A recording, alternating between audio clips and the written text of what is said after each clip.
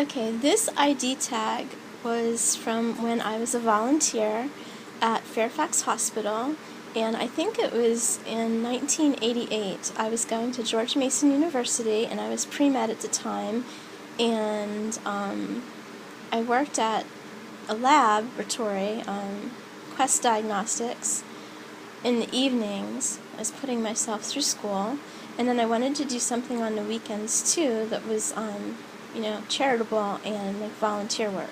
So I decided to become a volunteer at the hospital, and I was a patient escort, and what that means is that we would escort patients in a wheelchair from whatever non-emergency admissions to whatever floor that they would go on, or and also when they're discharged from their room down to the lobby, and make sure they get into their car safely, and help with any of their personal belongings.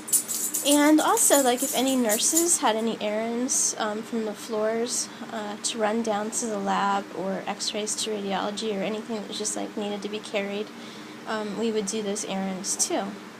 And I liked this, and one of the other things I got to do at Fairfax Hospital was observe surgeries, and one of the first ones I observed was an appendectomy.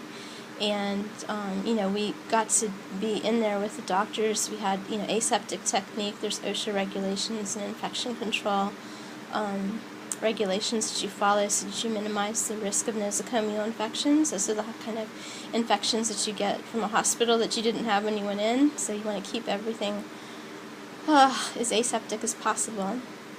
So we would put on the gowns and follow all that, and be able to observe. And one of the things that I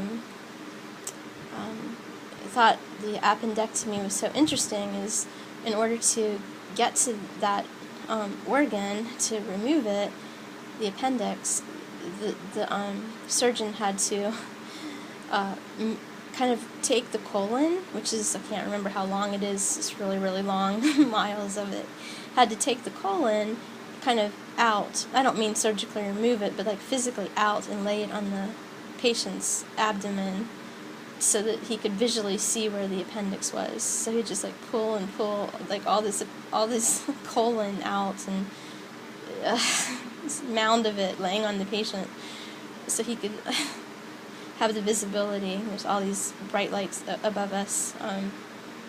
Anyway, it's just one of my memories from this. And another thing I wanted to say about this is that I could not believe that the doctors and the nurses and the people that were like heading up the volunteers smoked. In the hospital, they're smoking. And I didn't want to be around the secondhand smoke, so I tried to keep really busy and never be anywhere idle with them. And they didn't go outside. I mean, this was in the building, in the hospital. It was like crazy. And I've never smoked, and I don't like to breathe in secondhand smoke, and I just couldn't believe that this was happening. It's so incongruent with what we believe a hospital to be, a place you go for health and healing. Well, I can't remember how long I did this volunteering, but eventually I tapered it off and was discontinued because of the people that were smoking there, and I didn't want to be exposed to that kind of intoxication. Breathing in all the chemicals of the secondhand smoke, which is kind of an irony. This is one of the things I was naive about and kind of eye-opening.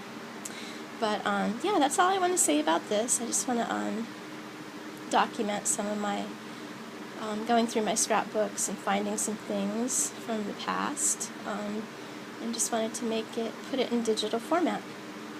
So this was Fairfax Hospital in 1998. I'm sorry, 1988.